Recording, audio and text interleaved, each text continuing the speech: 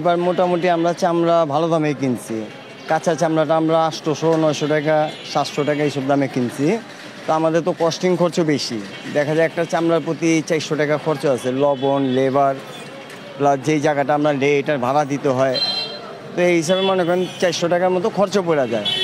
আর 700 টাকা 800 টাকা চামড়া কিনছি আমরা, তো ওই হিসাবে 1100-1200 টাকা পড়ে যায় আমাদের। কাঁচা লবণযুক্ত আর কি 1200 টাকার মতো পড়ে যায়।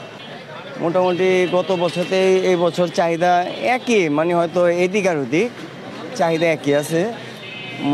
বাজার এখনও মানে আমাদের যে মার্কেটের ভিতরে এখনও কোনো কোম্পানি আসে নাই, হয়তো শনিবার রবিবারের ভিতরে নামবে। আমরা এখনও বেচা কিনা চালু করতে পারিনি, যেটা আমরা লবণ লাগা রাখছি। না, এই নিয়ে কোনো সিন্ডিকেটের কোনো কারবার নাই। মনে করেন এই জায়গায় যার যার টাকা আছে উনি চামড়া কিনতে আছে, এনে কোনো সিন্ডিকেটের ব্যবসা না। যেহেতু আমি কাঁচা চামড়া 12 মাস ব্যবসা করি, ঠিক আছে, আরও কিছু আছে যারা ওনারাও 12 মাস ব্যবসা করে। যে আমরা একটা জিনিস কি, ব্যবসা যারা করে ওরা কখনো সিন্ডিকেট হয় না।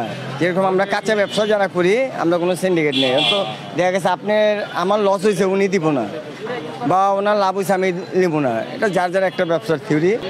না, যেটা 300 টাকার চামড়া বলতেছেন, চামড়া ওইটা ছোট। অনেকদিন দেখা যায় চামড়া আস্তে আস্তে দেরি হয়ে যায়, চামড়া পচা জায়গা, এর ভিতরে চামড়া খারাপ চামড়া আছে, ওইটা কম দামে বিক্রি। আর যেটা ভালো চামড়া এখনো 1000, 800, 700 এইসব দামে আমরা কিনছি।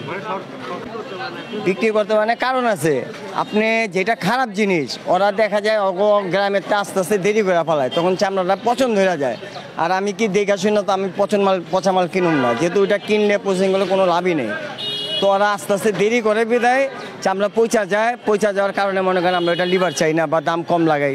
যেটা খারাপ চামড়া খারাপ দাম, ভালো চামড়া এখনও ভালো দাম আছে।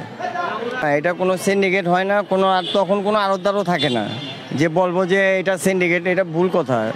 আমরা যারা পোস্তার ভিতরে যারা চামড়া কিনি আমরা কোনো সিন্ডিকেট নেই, যার যার ব্যবসা।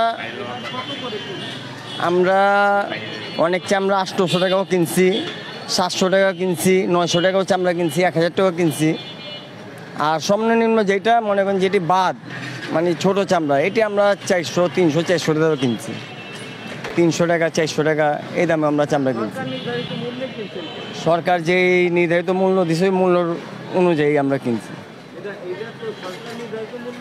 হ্যাঁ, সরকার যেটা নির্ধারিত মূল্য দিছে 1300 টাকার ভিতরে ওরা চামড়া কিনবে কোম্পানিরা। তা আমরা ওই চামড়াটা মনে করেন এখান থেকে 900 টাকা কিনি বা 800 টাকা কিনি, মোটামুটি 1200-1300 টাকা পুরা জায়গা। এর ভিতরে বাদ আছে, আমি 100 চামড়া কিনলাম, 100 চামড়ার ভিতরে 20টা বাদ দেবো। তখন আমি তো যারা মৌসুমি ব্যবসা করে ওরা বাদ বোঝে না, ওরা মনে করেন দেখা গেল 100 মাল আনলো, 100 মালই আমার দাম ধরে কিনতে হয়। ওদিকটা আবার আমরা বাইসা ছোটোটা আলাদা করি, বড়টা আলাদা করি।